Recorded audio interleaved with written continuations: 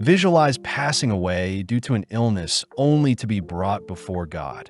And when you're blessed with an almighty tool that lets you live out your dreams as a farmer, you start to attract dangerous monsters that seek out your power. The anime follows our MC, Hiraka Machio, a 39-year-old man who had fallen ill and passed away due to his terminal illness, only to be brought before God. God says they're willing to give Hiraku a second chance at life. And when God asks if there is anything Hiraku wants in particular, Hiraku says he wants to try farming in his new life. Intrigued by the request, God contacts the god of agriculture to help bless Hiraku's new body. And to top things off, Hiraku is granted the almighty farming tool to make his life easier. Just like that, God sends Hiraku into his new body, waking up in a mysterious forest only to jump with joy seeing as he feels great in his new body. With his dreams of a farmer flashing through his mind, Hiraku scans the surrounding forest, only to question what he should do. Remembering the almighty farming tool he was given, Hiraku magically conjures a hoe only to begin breaking apart the soil beneath him, surprised to see the dirt is quite soft and fluffy. Realizing that he needs to find food and water to survive, Hiraku tries listening for any water stream nearby, but sadly only the rustling of leaves can be heard. When Hiraku begins trekking through the forest, he fails to find any edible plants, suddenly turning as he hears something scurry by him. Seeing as dangerous animals may reside in the forest, Hiraku speeds up his search only to bump into a massive tree where he marks as his home base. Even after searching for a while, Hiraku fails to find any water nearby, choosing to rely on some dowsing rods to help locate any underground water sources. Funnily, the dowsing rods don't work, leading Hiraku to conjure a shovel with his almighty farming tool, realizing that the almighty tool can morph into any basic farming equipment he desires. Interestingly, Hiraku sees that he can dig forever without getting tired, choosing to burrow deep underground until he strikes gold in the form of a water source. Back on the surface, Hiraku says he doesn't feel hungry at all, grateful for whatever blessings God gave him. Seeing as it's still too dangerous to venture into the forest, Hiraku begins clearing up the area around his base with his mighty tool, only to run into a tree that is in his way. Calling for an axe, Hiraku charges up a swing to chip away at the tree, but monstrously a single swing takes down the entire tree. Hiraku is amazed by the power of the almighty farming tool, swiftly conjuring a hatchet to help process the tree, and magically it slices and slides through the tree trunk like butter. Working throughout the day, Hiraku gathers his lumber into a pile, reasoning that he should start building a home, but fears he doesn't have any nails or adhesive to bind the wood together. With the sun beginning to set, Hiraku tries calling for some matches to start a fire, but sadly nothing happens. Racking his brain for an alternative solution, Hiraku conjures a magnifying glass, but sadly the sun has set before he can put it to use. Choosing to carve a hole in the massive tree, Hiraku spends his time carving some utensils with a chisel, only to be mesmerized by the two moons in the night sky. Having stayed up all night to experiment with different wood carvings, Hiraku rehydrates the next day using his underground water source, only to finally start a fire using his magnifying glass. Spending several hours clearing out more of the surrounding scenery, Hiraku says he doesn't feel fatigued whatsoever whilst using the almighty farming tool, but fearing that his exhaustion may catch up to him, Hiraku begins making plans to hunt for something. Right on cue, a ravenous-looking bunny rushes towards Hiraku, and before he knows it, he slays the creature, choosing to roast it over his fire for his first meal in this new world. Although the roasted bunny wasn't the tastiest, Hiraku continues setting up his home base by installing a wooden toilet with a decent filtration system, and with some added walls and a roof over the toilet, Hiraku can finally relieve himself in peace. Getting back to work, Hiraku begins tilling the soil in preparation for his farm. And as he works throughout the day to create 3 soil patches, he realizes that he doesn't have any seeds to grow. A little annoyed, Hiraku stuffs himself with any leftover rabbit only to head to bed. But when he awakens the next day, he is surprised to see several sprouts growing in his soil patches. Wondering if the almighty farming tool helped with this miracle, Hiraka gets fired up to nurture his new plants as he begins creating a ditch and adding some fencing to prevent wild rabbits from invading his patches. Moving forward a few days, Hiraku is seen expanding his farm and finishing up his fencing around his home, only to wonder if the rabbits he's been slaying have been trying to hunt him. Regardless, Hiraku uses his almighty tool to help water his plants, noting how they grow faster with the almighty tool's touch. In the coming days, Hiraku finally finishes creating his first small hut. Hiraku is proud that the entire structure was made out of wood, spending his nights in the hut and away from the monsters that lurk in the forest, only to continue nurturing his farm during the day. Interestingly enough, Hiraku runs into a pair of dogs on a particular day, and seeing as they don't seem to be hostile, Hiraku invites them into his home. Having slain a giant boar, Hiraku spares some of the meat he harvested, only to notice one of the dogs is currently pregnant, suspecting that the canines are looking for a safe place to give birth. Hiraku says he always wanted a pet dog, but out of nowhere the female dog begins to writhe in pain, signaling to Hiraku that she is about to give birth. Quickly taking the dogs to his hut, Hiraku reasons he should fetch the dog some water, and seeing as the female dog is in pain, Hiraku places a fire outside the hut for the dogs, all whilst he spends his night back in the hole in the tree. Hiraku says it's a relief that the giant boar he slayed didn't find the dogs first, and as Hiraku knocks out for the night, he awakens the next day to a pleasant surprise, with the female dog managing to give birth to 4 smaller pups. Hiraku celebrates a successful delivery by feeding the dogs some fatty meat, and as some more time passes, the dogs eventually become fond of living with Hiraku. Hiraku chose to create a separate, bigger home for himself, whilst the dogs were given a small hut. Plus, it seems some of Hiraku's plants are finally sprouting, with his first harvest containing tomatoes. Over time, the dogs would help hunt monsters and guard Hiraku's farm, leading Hiraku to begin naming them, starting with Kuro for the father dog and Yuki for the mother, whilst the children were called Kuro 1, Kuro 2, Kuro 3, and Kuro 4. With even the dogs enjoying the vegetables he grows, Hiraku says he needs to build a storage room and build more furniture and tools to make his life easier, excited to see what is to come in the future. At night, we see a hooded lady asking for a way to cross the nearby mountain, but a townsfolk says it is too dangerous to cross the mountain since she'll need to pass through the forest of death. Cutting over to God, we see him checking in on how Hiraku is doing, only to feel bad seeing as Hiraku was spawned into the forest of death with nothing to go on. Luckily, Hiraku is doing pretty well, having managed to grow potato, onions, tomatoes, and cabbages with the help of his almighty tool, and strangely whatever plant Hiraku was thinking about when he was tilling the soil was ultimately the plant that began magically growing after using the almighty farming tool. Hiraku suspects that most plants bear vegetables after 2 weeks, and upon inspecting the potatoes, Hiraku realizes that the potatoes grown near the root are actually poisonous, information he commits to heart. Hiraku also shows off the statues he carved of the agriculture and creator god as a way to thank them for his new life.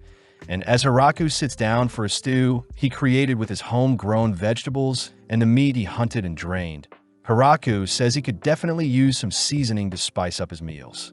Hiraku reasons he should start planting some fruit plants as well, placing them outside his fence, seeing as they'll take a while to grow, and in the meantime Hiraku plays fetch with the dogs. Hiraku is glad to have others to spend time with, surprised to see the dogs have horns, and interestingly enough Hiraku can use them to help navigate through the forest.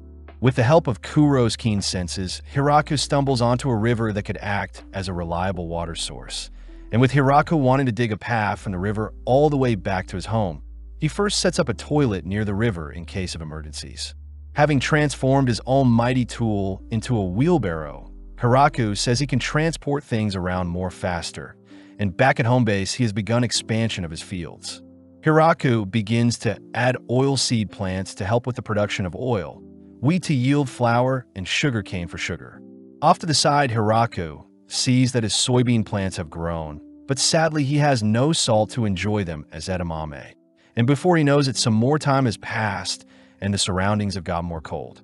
Hiraku says he can see snow forming on the nearby mountains, fearing what winter has installed for him.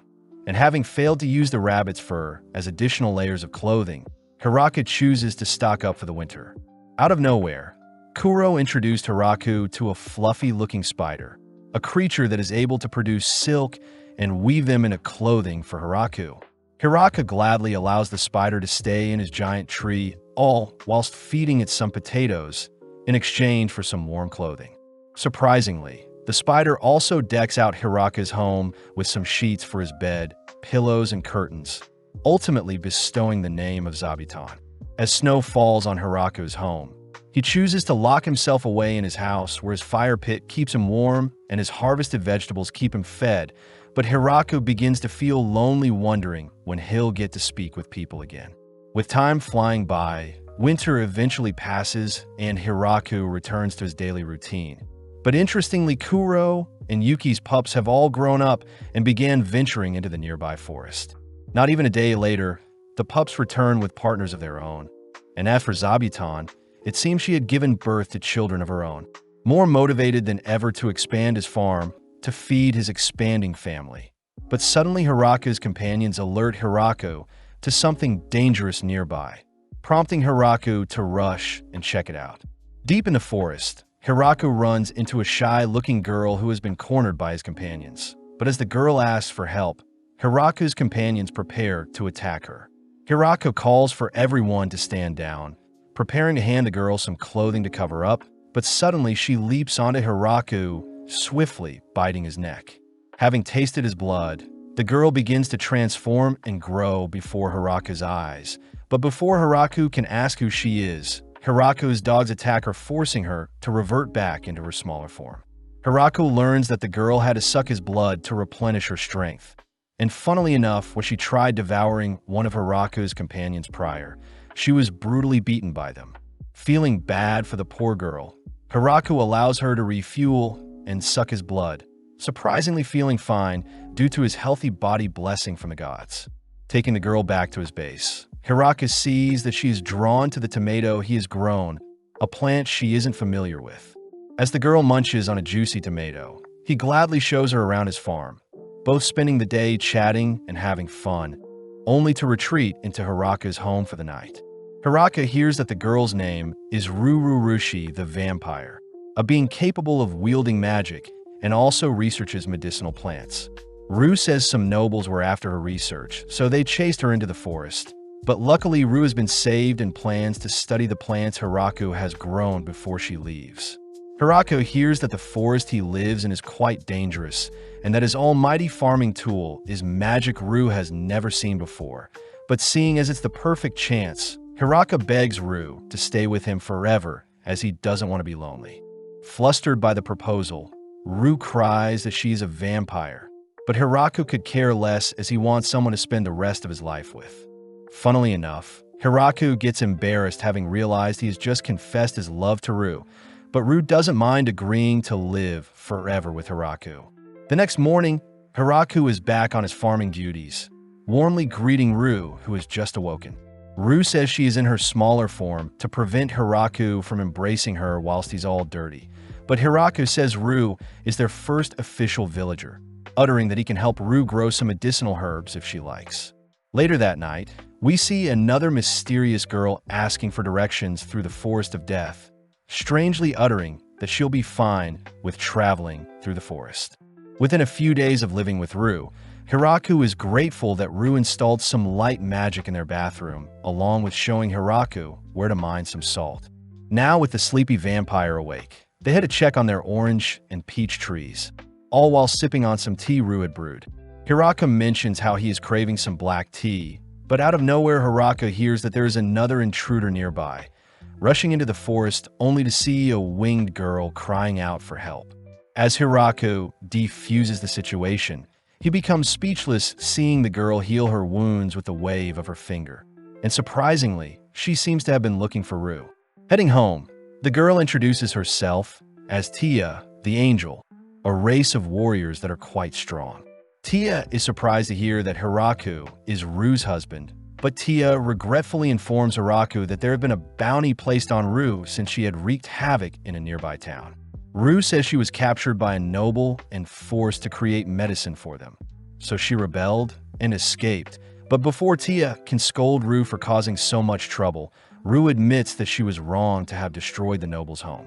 Tia is surprised Rue has matured a decent amount, even offering to show Tia around their base, only for Rue to present their growing crops along with their soon-to-bloom fruits. When Rue introduces Zabuton, Tia collapses out of shock, having a fear for spiders. But to cheer her up, Rue invites Tia to harvest some crops with them. With Hiraku taking the lead, he shows Tia how to harvest some cabbages, and seeing as Tia is intrigued by the vegetable, Hiraku washes and seasons some leaf for Tia to try.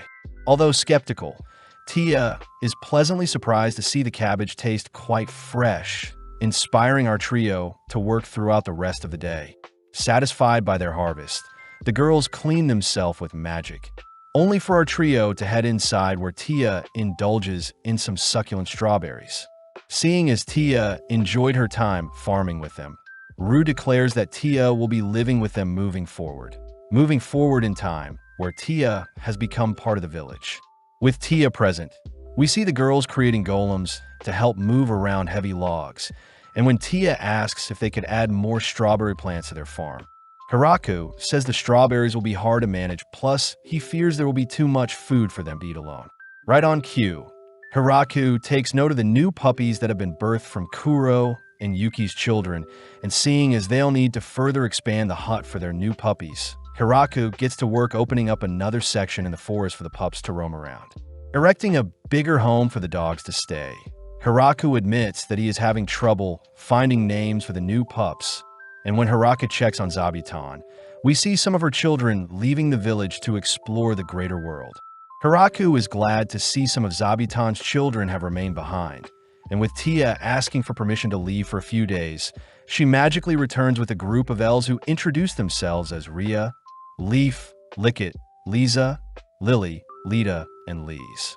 When the elves try asking if they can live with Hiraku, Hiraku wonders if he should refuse, but Tia reveals that the elves originally lived up north, but a war amongst humans wiped out their village. The elves that survived now roam the land with no place they can call home, and with both Tia and Rue begging Hiraku to accept the elves as their family, Hiraku eventually gives in.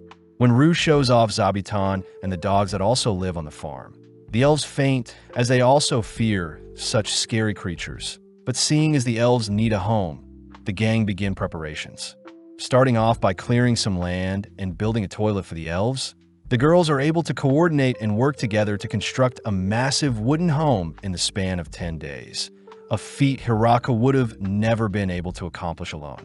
Heading inside, the girls chat in the living room, while Hiraku admires the building to house 2 storage rooms on opposite ends of the house and a central living area, with 2 floors completely lit with light magic.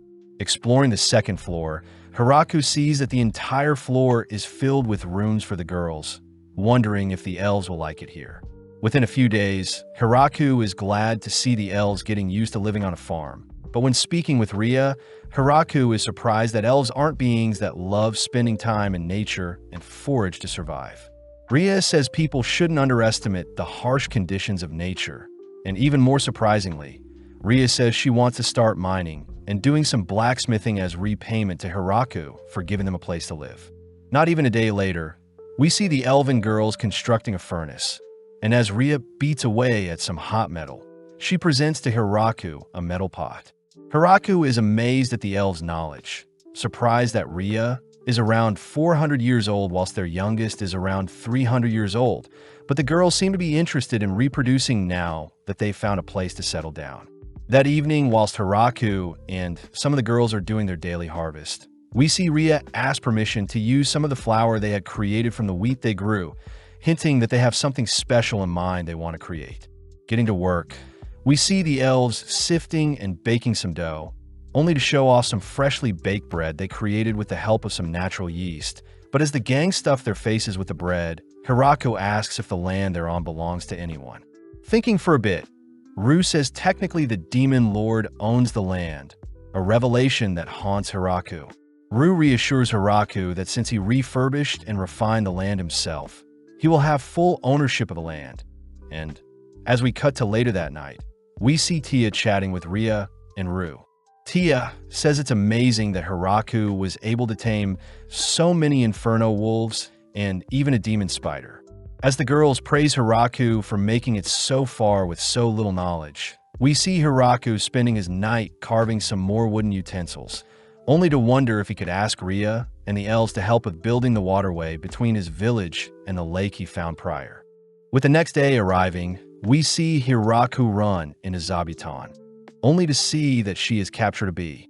Zabuton says the bee will be of good use to Hiraku, prompting Hiraku to set up a little house for the bee to set up their nest.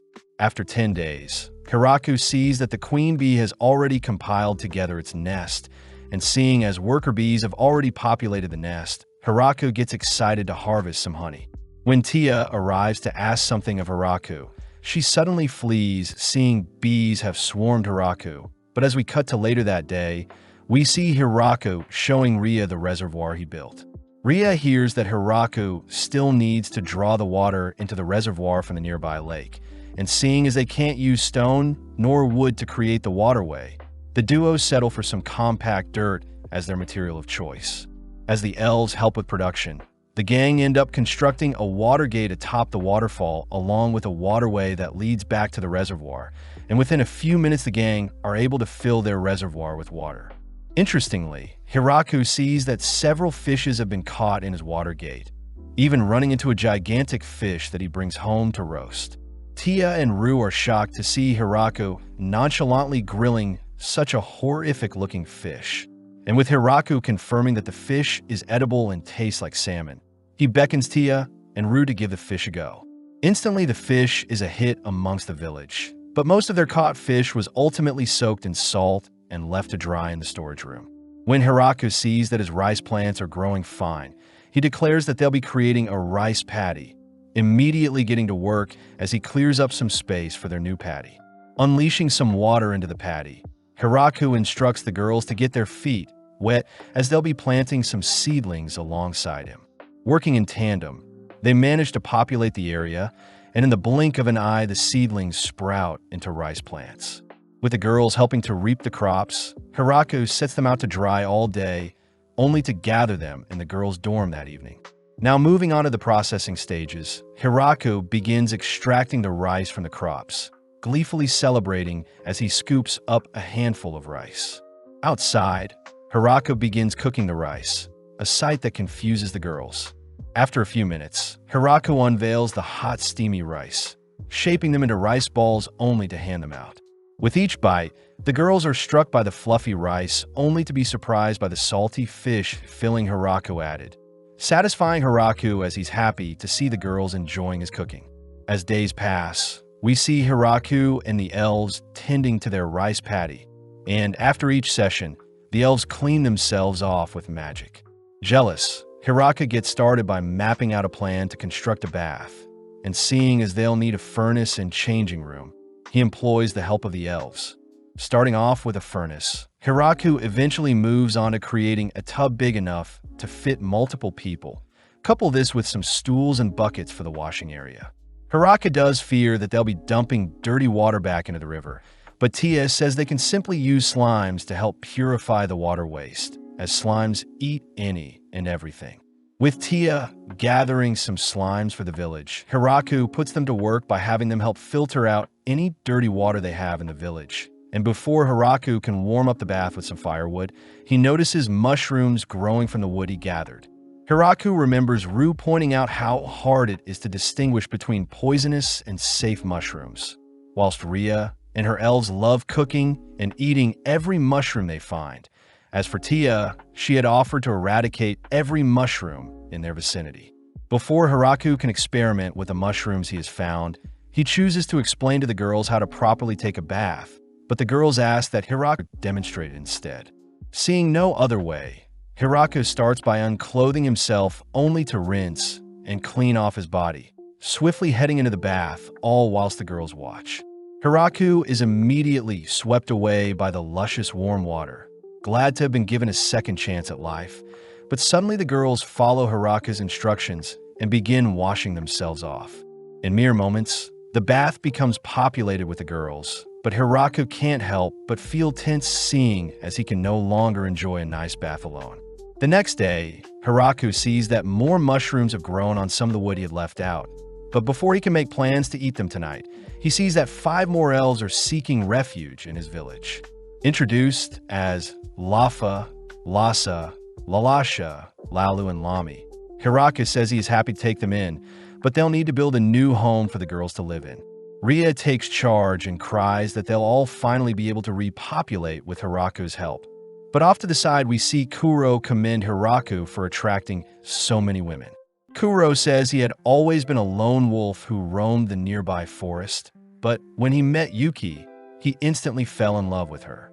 On one fateful day, Kuro and Yuki were attacked by a grappler bear, the king of the forest that brought both Kuro and Yuki to the brink of death, but strangely the bear chose to spare the duo.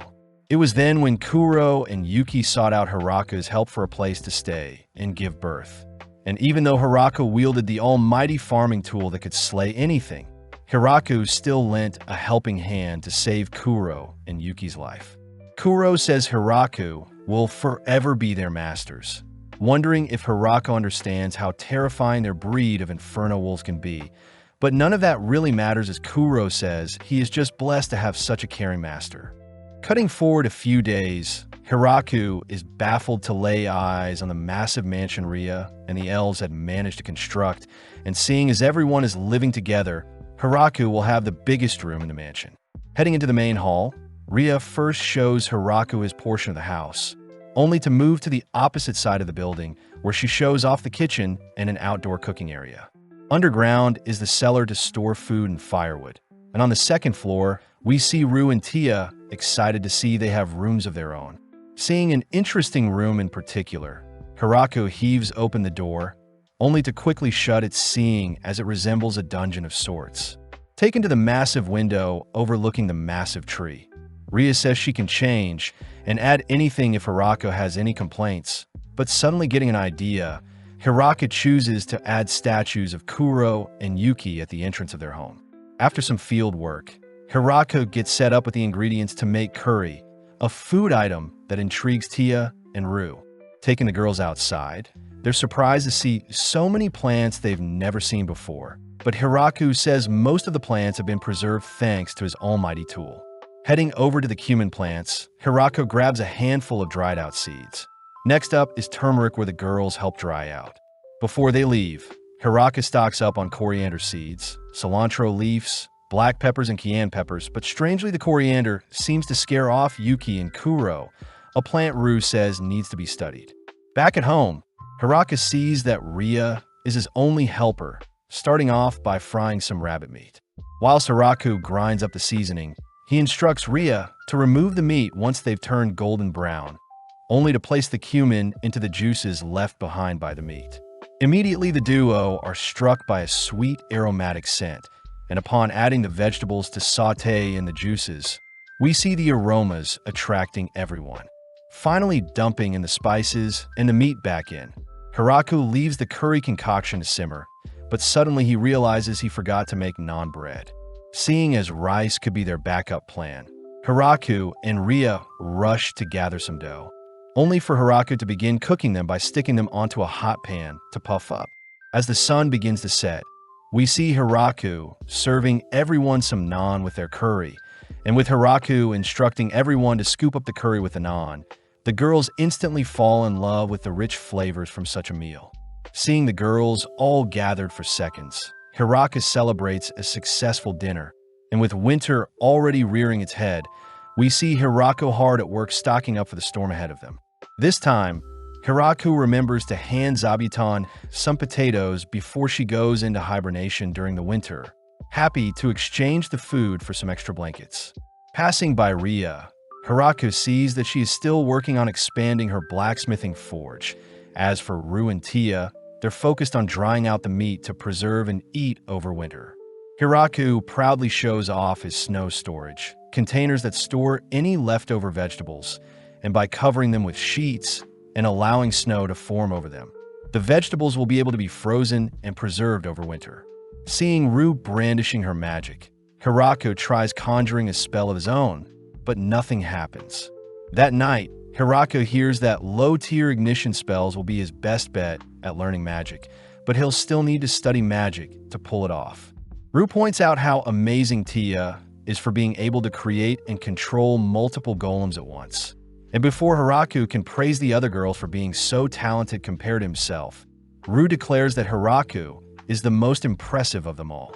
With winter arriving and snow plaguing their land, we follow Hirako carving some board games in the form of reversi, chess, and mahjong for the gang to indulge in. With Hirako teaching the girls the rules for reversi, Rue immediately challenges Tia to a game, but within a few moments Tia easily begins to dominate Rue. When Rue tries flipping the board to restart their game, Tia employs some magic to revert her foul play, and when Hirako checks on the others, he sees everyone deeply focused on their matches. When Rue tries challenging Kuro, she is instantly defeated by the genius dog. Sitting down for a game of mahjong, Hirako tries avenging Rue's honor, but sadly Kuro and the girls wipe the floor with him, leading Hirako to create a bowling game to get the gang more active. With the gang spending all of their time indoors playing games and sharing meals together, winter flies by quickly, and with spring arriving, Hirako rushes to greet the warm sun. Hirako says they need to continue planting their crops to revitalize their farm, but out of nowhere Hirako detects a monster flying towards their home, a creature the girls recognize to be a wyvern. With a massive howl, the wyvern ruptures the air currents in the skies, and when it begins charging up a fireball, Rue and Tia are forced to erect defense spells to halt the projectile. With Ria and the elves rushing to help stoke out any flames caused by the impact, we see Hirako racking his brain for a way to slay the beast before him. And as he thinks deeply, we see his almighty farming tool morph into a glowing spear. Without hesitating, Hirako launches the spear towards the wyvern, all watching as the wyvern projects several barriers to slow down the projectile.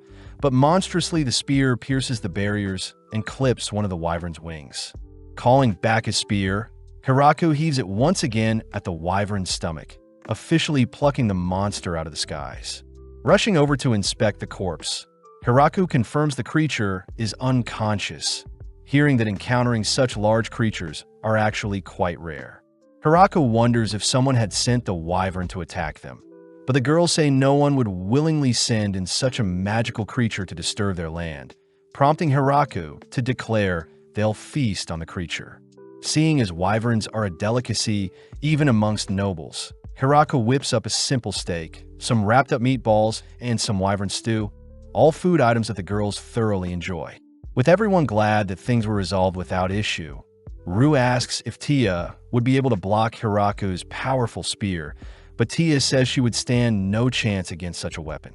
The girls are glad that Hirako isn't a bad person, but as we cut to the Demon Lord's castle in the Kingdom of Galgardo, we follow 3 of the 4 generals of the demon army chatting. Bizzle Chrome reveals that a wyvern was decimated by someone with only 2 attacks, news that baffles both Randon and Glatz, but Bizzle says they must remain calm and handle things. At the same time in Gatekeeper Dragons, Drime's lair, we see the blue dragon Doremu asking Gucci if he could survive Hirako's spear attack, but Gucci says there would be nothing that could defend against such an attack. The next day, we see Hirako yearn for the taste of alcohol as it would pair well with their wyvern meat. And with the girls excitedly plucking some grapes to make wine, we see them instructed to stomp and squash the grapes. Hirako says he'll be catching the juices in barrels, prompting the girls to begin their march. But as they begin circling around each other, Tia accidentally slips and falls. With the girls remembering one of the songs they used to sing in their village, they all begin singing and dancing to the beat of the song, allowing everyone to sync up with each other's movements. As Rue forces Hirako to join on the fun, we cut to later that evening where the gang have collected 16 barrels full of wine, exciting the girls as the wine needs to ferment before they can indulge in it. Zooming out, we see God being scolded by the goddess of creation for giving a human such a powerful spear comparable to the holy lance of Grime. The goddess of creation says thanks to Hirako's perfect body that God gave him, he can infinitely use such an overpowered weapon. And to top things off, the goddess of agriculture says the statue Hirako carved for her is of an old man, revealing to us that God is actually her father. Strangely, the next day, we see Hirako once again alerted to an intruder in the forest, only to stumble onto Flora, Rue's younger sister. Immediately, tension is high since Tia is already threatening to snuff out Flora, but Hiraka says Flora is free to stay with them, hearing that Flora was only visiting to check in on Rue. When Flora wonders if such a weak man is worthy of wedding her sister, Rue utters that Hiraku is actually the master of multiple inferno wolves and even took down a wyvern himself. Hiraku is surprised himself that Kuro and the other wolves are actually powerful creatures. But to make up for Kuro attacking Flora earlier, Hiraku serves Flora a hearty meal. Flora is enthralled by the plump tofu, intrigued to hear that food items like cheese and wine can be fermented for a more rich taste. As Flora wraps up her stay with the gang, she says she'll spread what she learned to others at home, but not even a month later Flora returns with several maids. And the head maid personally introduces herself, only to show off some cows that can help with milk and cheese production. But off to the side, Tia realizes that the village is filled with vampires, elves, wolves, and spiders, but none of her own kind. Rushing off to recruit people, Tia shows off her underlings, Gran Maria, Kyurel, and Corone the angels. As for Daga the lizardman, he presents Hiraku with a chicken to lay eggs. Straight away, Hiraka sees that and her maids are hardworking. Plus, they seem to hail from the race of ogres. Hiraku feels bad seeing and her maids dining on simple potatoes. But when he tries teaching them the beauty of cooking, he realizes the maids will need more practice with the meals they cook. As for the three angels Tia had brought, they had been given the responsibility of patrolling the premises as a line of defense. And finally, for Daga and his lizardman, they were all tasked with helping with construction. Not too long after, Ria had shown off the other elves seeking refuge, and seeing as their village has grown drastically, Hiraku had asked for a representative of each race to gather for him. Hiraku says he would like to come up with a name for the village, and seeing as he doesn't want to use his name nor name it after the Forest of Death, Hiraku settles on calling it the Great Tree Village after the massive tree pillar their village was built around. At night, Hiraku holds a party to commemorate the naming of their village, only to be deemed mayor by his villagers. Gladly accepting the role, we see the village party throughout the night with some of the wine they fermented, all whilst Hiraku takes in the moment, grateful to be able to share the spoils of his new life with others. With days passing, Hiraku continues to live out his routine of tending to his farm, but out of nowhere he hears that a messenger from the demon castle has arrived. Taken to meet Bizzle, Bizzle is intrigued to see that Hiraku is the mayor of the village, and as a peace treaty, Bizzle gives Hiraku a rare-looking item. When Bizzle says that the demon lord would like to speak with Hiraku about his village settlement, Hiraku begins to fear that the demon lord may take away his village if he doesn't show his gratitude. So Hiraku offers to pay a 10% tax on all the things he grows every year. Bizzle is surprised by the offer, instantly accepting the offer as Hiraku heads inside to write a contract that offers up 10% of what they grow. This excludes the things produced by animals and handmade. Just like that, Bizzle surprisingly leaves without any complaints, only for the girls to compliment Hiraku's negotiation tactics. Since their village is paying tax, they are now under the demon lord's protection, and normally a tax of 50 to 60% is to be expected, plus having the demon pick up the tax once every year was quite bold. Rue is ecstatic that the gift granted to them is a rare medicine capable of healing all wounds.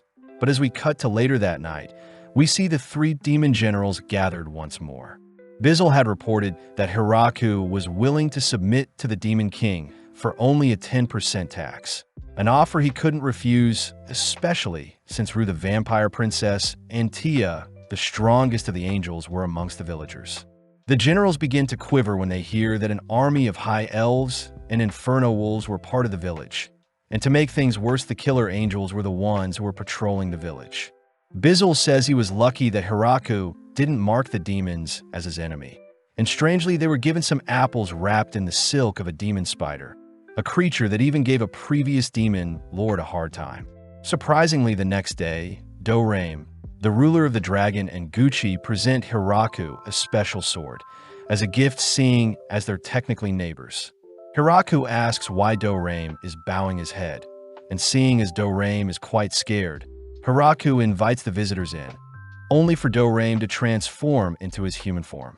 Instantly, Dorame takes a liking to the village's food and booze, but Gucci asks the drunk Dorame to not cause a scene. With some apples as parting gifts, Hiraku sends Dorame and Gucci off, only to wonder how he should handle other diplomatic relations moving forward. The next day, Hiraku says he wants to build a separate guest house for people who visit, and combined with Ria's expertise, the elves get to work constructing a secondary home to house 30 visitors at max capacity.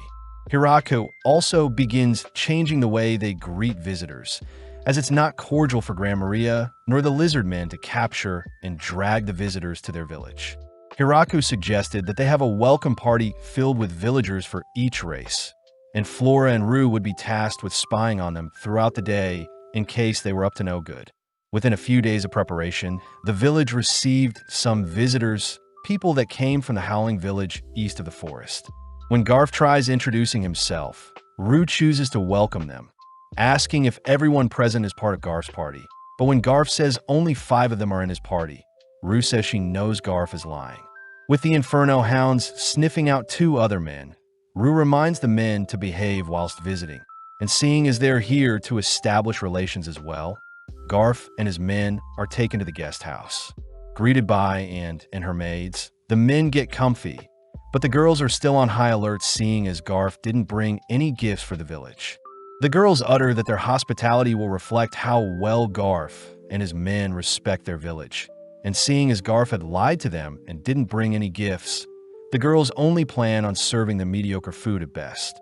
Luckily, Hiraku was able to convince the girls to serve them some wine, finally easing the mood as Hiraku asks to know more about the Howling Village. Apparently, the Howling Village has been thriving for over 500 years, with its settlement split across 5 regions, and it houses around 100 beastmen in total. Garf and his men are here to find new ways of trading to sustain their village, as they mainly hunt and mine. And with Tia charming the men, she learns that the 2 hidden men were backups in case something happened to Garf and the others. The next day, Hiraku gets down to business with Garf's trade proposal, hearing that Garf wants to trade raw goods and that Hiraku will need to travel to their village when trading. Hiraku reasons that he could use the dogs to help with transportation, and when Garf offers to trade ores, paints, and glass, Hiraku immediately agrees to exchange them for the crops they grow.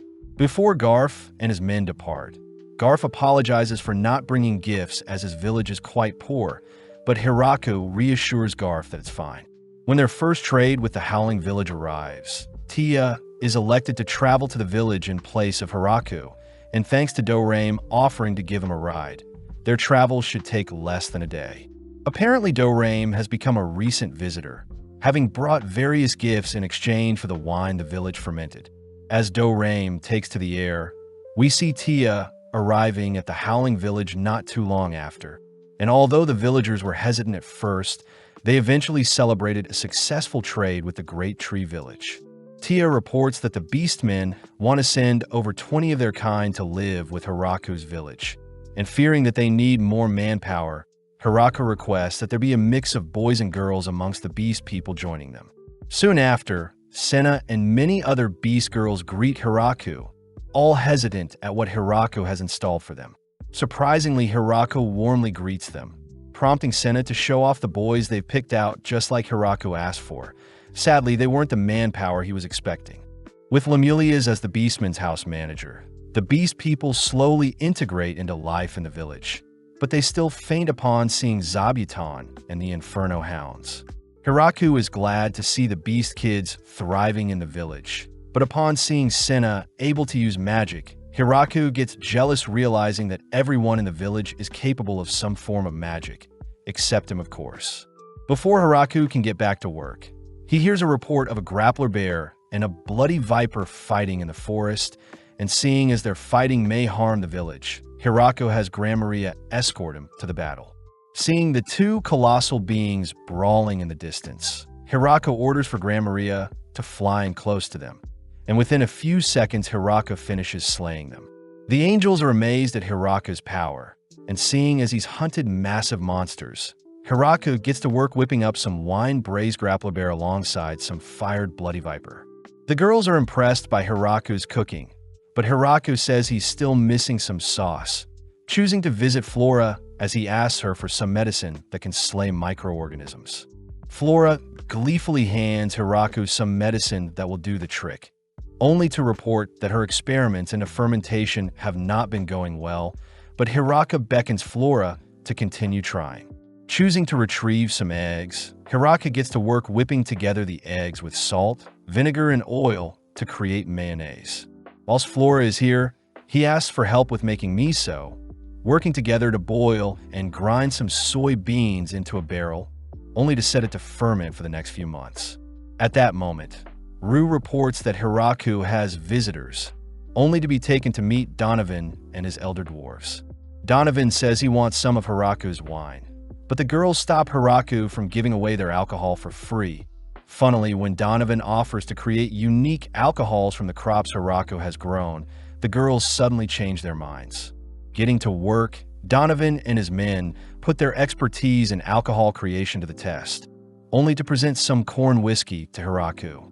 Grateful for the delicious alcohol, Hiraku eventually employed Donovan and his men as brewers for their village. And seeing as their village is growing even more, Hiraku holds a celebration to welcome them all. As the gang drink the night away, we see Hiraku glad to see that he is no longer the only man in his village, choosing to spend the rest of the night chatting with Donovan. The next day, we see Hiraku doing some field work only to suddenly spot a red-horned dragon flying towards his village. Unable to determine the dragon's intent, Hiraku watches as Dorame attacks the red-horned dragon, but strangely a second white dragon appears. Instantly, Hiraku tosses out his spear to scare the white dragon, but before he can slay the intruding dragons, Gucci cries out that the dragons are visitors.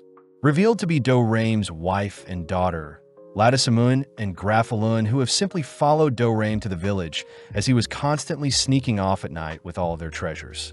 Luckily, Hiraku is able to clear things up as Dorame was only sneaking off and drinking the night away. And before Dorame and his family can leave, Grafalun admits that she wouldn't be alive if she didn't evade the spear Hiraku tossed at her, seeing as they don't want such power to be their enemy. Grafalun orders Lastismun to befriend Hiraku and the village in order to prevent any altercations in the future, and with Lastismun being accepted as a villager by Hiraku, he ultimately gives her the name of Lasti. Although Lasti is given simple tasks, she is unable to complete them, seeing as her power as a dragon causes things to go wrong. Hiraku notices that Shuro and the other animals are quite on edge when around Lasti, and seeing as dragons are meant to be intellectual creatures, we see Hiraku put Lasti in charge of diplomatic relations for his village. When Bizzle went to the Great Tree Village to pick up some fruits, he became speechless upon seeing Lasti casually working amongst them. And when Bizzle reported the news back to the other demon generals, they all agreed that they needed one of their own to live amongst the villagers. Calling for Florem, Bizzle had instructed his own daughter to infiltrate and investigate the military power of Hiraku's village, a task Florem gladly accepts, seeing as she is quite confident in her powers. When Florem visited the village, she was shocked to see Lasti, the almighty dragon, greeting her. And when Lasti begins showing off the vineyard they had procured, Florem wonders what the Great Tree Village could be hiding. When a messenger from the Howling Village appeared, Lasti left Florem to explore the village, all whilst Lasti dealt with the messenger.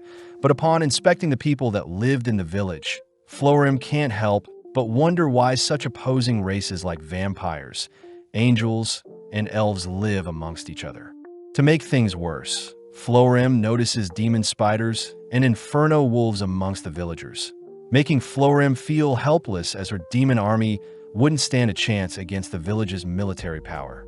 Florem still wonders who the mayor of the village is, coincidentally running into Hiraku, but having mistaken him for a random villager, she simply runs off to continue her investigations. Later that day, Florem finally realizes that Hiraku the human is actually the mayor of the village, being responsible for slaying a wyvern and taming so many powerful creatures. Not even a day later, Florem has decided to live amongst the others, diligently helping out when she can, but she still stiffens up when Hiraku is around. Moving forward in time, we see the village populated with all sorts of colored slimes, but only became a big issue when one of the slimes slurped up an entire barrel of alcohol. The girls are pissed that their precious alcohol was wasted on a mere slime. But before they could punish the red-looking slime, Florem had convinced the girls to let the slime go, seeing as it was probably an accident. With autumn finally here, Hiraku is glad to see he was able to get more work done in the cooler temperature, and having worked up a storm, Hiraku and the girls sit down for some hot pot. Hiraku says he loves adding mushrooms to the hot pot, but what he is craving is seafood, alerting the girls as they wonder what types of creatures they'll have to face to satisfy Hiraku's hunger. Seeing as they need access to the ocean, Florem suggests they visit the port city south of their location, sparking Flora and Lasti to join Florem on their travels to the port city of Shishido. Within 3 days, the girls return with Michael Guraun, the merchant, who shows off an array of marine products he has procured. And as a gift, Michael promises to give Hiraku as much seaweed as he wants, seeing as fishermen have no use for it. Getting serious, Michael requests to be the purveyor of the Great Tree Village, someone that will be solely responsible for all the trades done by the village. Michael says he can make the village much more money, especially with the unique crops the village grows. And with Michael running through his plans and partnership with the village, they wrap up their business talks before sundown. Hiraku is grateful to have met such a skilled merchant, but as we flash back a few days to before Michael met Hiraku, we follow him in the city of Shishido, where he is very busy having to manage the largest trading company in the city. Michael had heard that some people are here to drop off some goods, and upon hearing that they're from a farm, Michael rushes to greet them. Horrified to see that Florem, the daughter from the Chrome Demon family, and Lasti, the horrifying dragon, are present, Michael had chosen to brace himself for what is to come. Taken outside and brought before some rare fruits, Michael was surprised that the girls are offering up the rare fruits for some of the fish his company caught. And when Michael was brought to meet Lasti's family and the villagers of the Great Tree Village, he reasoned that he needed to befriend Hiraku at all cost.